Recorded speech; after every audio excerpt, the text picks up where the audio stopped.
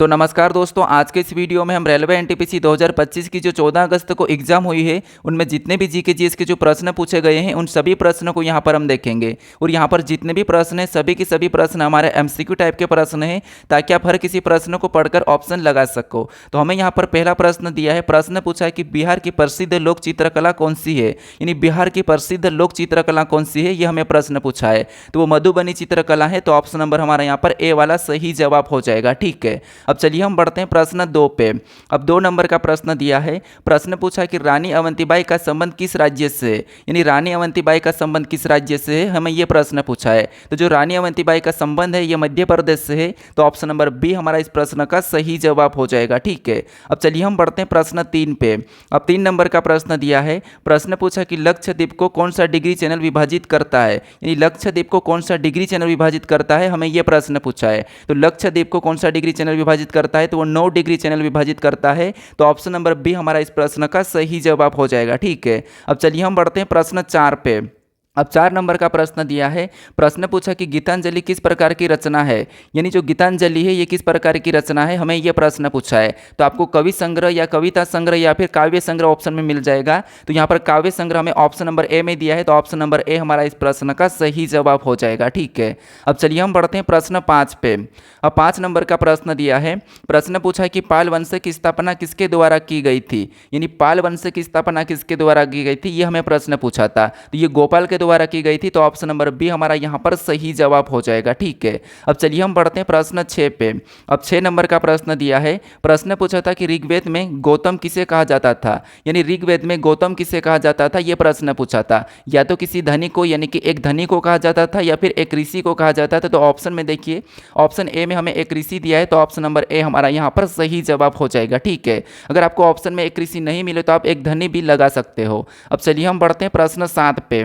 अब 7 नंबर का प्रश्न दिया है, प्रश्न पूछा कि इसरो ने अपनी 101वीं मिशन कब लॉन्च की थी, यानी इसरो ने अपनी 101वीं मिशन कब लॉन्च की थी, ये हमें प्रश्न पूछा है। तो ये 18 मई 2025 को लॉन्च की थी, तो ऑप्शन नंबर हमारे यहाँ पर सी वाला सही जवाब हो जाएगा। ठीक है, अब चलिए हम बढ़ते हैं प्रश्न 8 पे।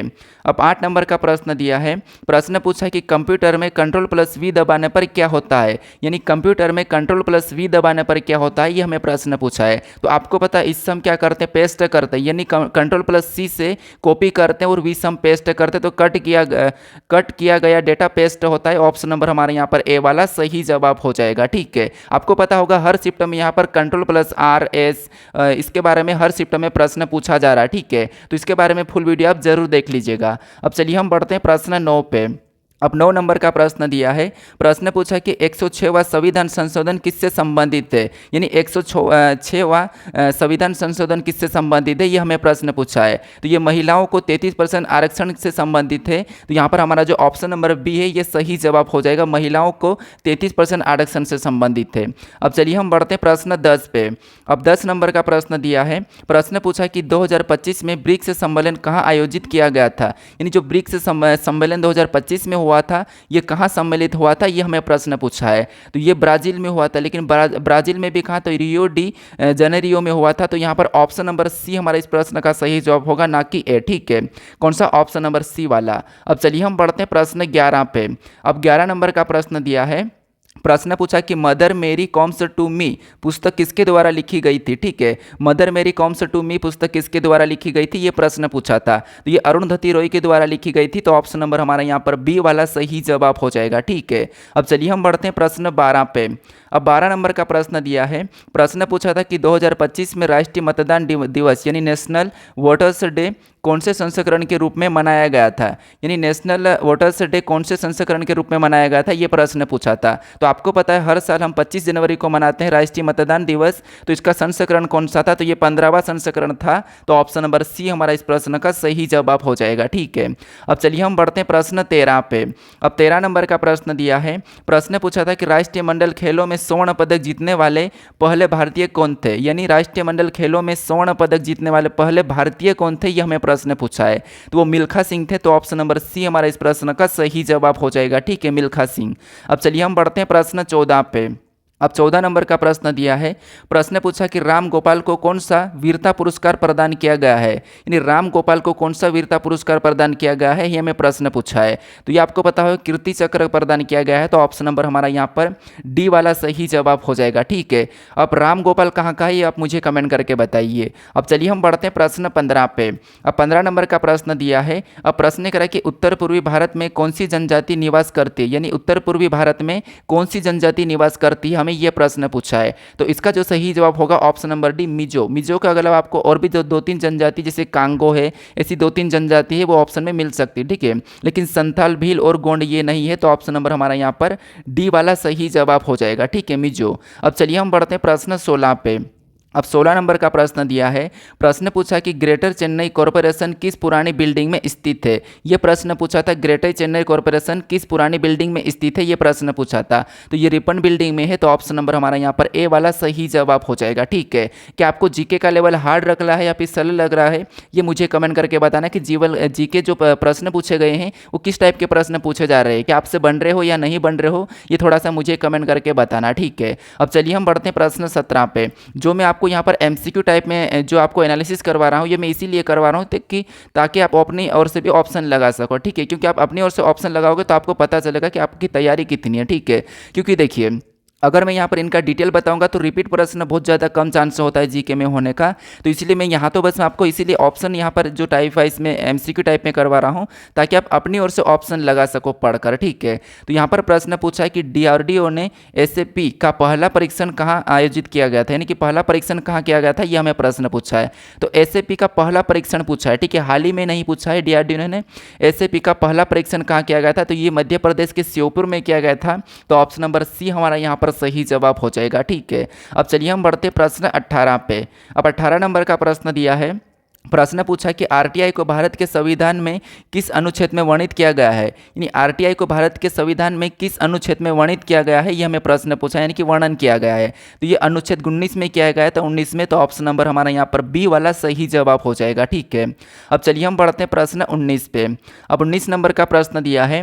प्रश्न पूछा कि अग्नि प्राइम मिसाइल क्या है, यानी जो अग्नि प्राइम मिसाइल है ये क्या है, ये हमें प्रश्न पूछा था। तो जो अग्नि प्राइम मिसाइल है ये नई पीढ़ी की बैलिस्टिक मिसाइल है, तो ऑप्शन नंबर हमारा यहाँ पर ए वाला सही जवाब हो जाएगा। नई पीढ़ी की बैलिस्टिक मिसाइल है। ठीक है, तो ऑप्शन नंबर ए हमारा यहाँ पर सही जवाब हो जाएगा। अब चलिए हम बढ़ते हैं प्रश्न 20 पे। अब 20 नंबर का प्रश्न दिया है। प्रश्न पूछा था कि भारतीय संविधान की 5वीं अनुसूची में क्या कहा गया है, यानी भारतीय संविधान में 5वीं अनुसूची में क्या कहा गया है, यह हमें प्रश्न पूछा है। तो आपको पता है अनुसूची से हर शिफ्ट में प्रश्न पूछा जा रहा है। ठीक है, तो जो 5वीं अनुसूची है उसमें आपको पता है अनुसूचित क्षेत्र और अनुसूचित जनजातियों का प्रशासन कहा गया है, यानी कि एससी एसटी पे बात किया गया है। तो ऑप्शन नंबर हमें यहाँ पर सी वाला सही जवाब हो जाएगा। ठीक है, अब चलिए हम बढ़ते हैं प्रश्न 21 पे। अब 21 नंबर का प्रश्न दिया है। प्रश्न पूछा कि 1919 में अधिनियम 1919 के अधिनियम यानी कि डायरेक्टरी का अर्थ क्या था, तो ये इसका अर्थ जो था प्रांतों में द्वैध प्रशासन प्रणाली का था, तो यानी कि शासन प्रणाली का था। तो ऑप्शन नंबर ए हमारा यहाँ पर सही जवाब हो जाएगा। ठीक है, अब चलिए हम बढ़ते प्रश्न 22 पे। अब 22 नंबर का प्रश्न दिया है। प्रश्न पूछा कि भारत के संविधान का कौन सा अनुच्छेद न्यायिक समीक्षा की शक्ति देता है, भारत के संविधान का कौन सा अनुच्छेद जो न्यायिक समीक्षा की शक्ति देता है, हमें यह प्रश्न पूछा है। तो ये अनुच्छेद 13 है, तो ऑप्शन नंबर सी हमारा इस प्रश्न का सही जवाब हो जाएगा। ठीक है, बस आपको प्रश्न को पढ़ते ही आपके माइंड में आना चाहिए कि आंसर इसका आंसर ये हो जाएगा। अब चलिए हम बढ़ते हैं प्रश्न 23 पे। अब 23 नंबर का प्रश्न दिया है। प्रश्न पूछा कि M23 सशस्त्र समूह किस देश से सक्रिय है, यानी किस देश में सक्रिय है, हमें यह प्रश्न पूछा है। तो जो M23 आपको पता है हाल ही में चर्चा में रहा, ये सशस्त्र समूह किस देश में सक्रिय है, तो ये कांगो लोकतांत्रिक गणराज्य में है। तो ऑप्शन नंबर हमारा यहाँ पर बी वाला सही जवाब हो जाएगा। ठीक है, तो आपको यहाँ पर जो जीके का लेवल है ये देखने को मिलेगा कि जीके का लेवल कैसा पूछा जा रहा है। ठीक है, अब चलिए हम बढ़ते हैं प्रश्न 24 पे। अब 24 नंबर का प्रश्न दिया है। प्रश्न पूछा था कि इन्फोसिस सेंटर 1994 में कहाँ स्थापित किया गया था, यानी इन्फोसिस सेंटर 1994 में कहाँ स्थापित किया गया था, यह हमें प्रश्न पूछ रहा है। तो ये बेंगलुरु में किया गया था, तो ऑप्शन नंबर सी हमारा यहाँ पर सही जवाब हो जाएगा, बेंगलुरु। ठीक है, अब चलिए हम बढ़ते हैं प्रश्न 25 पे। अब 25 नंबर का प्रश्न दिया है।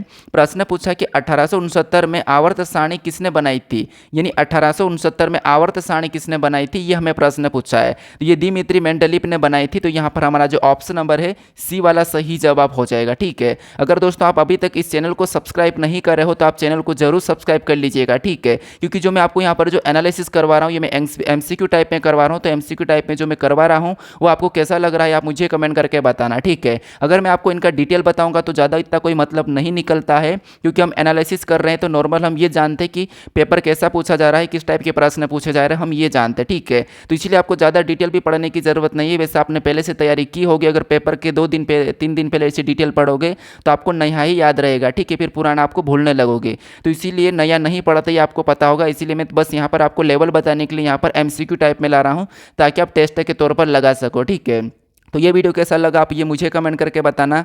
बाकी मैंने अभी कहा कि आप इस चैनल पर नए हो तो चैनल को सब्सक्राइब कर लीजिए और इस वीडियो को लाइक कर दीजिए और आप हाइप भी कर दीजिएगा। ठीक है, तो चलिए हम मिलते हैं अपने नेक्स्ट वीडियो में।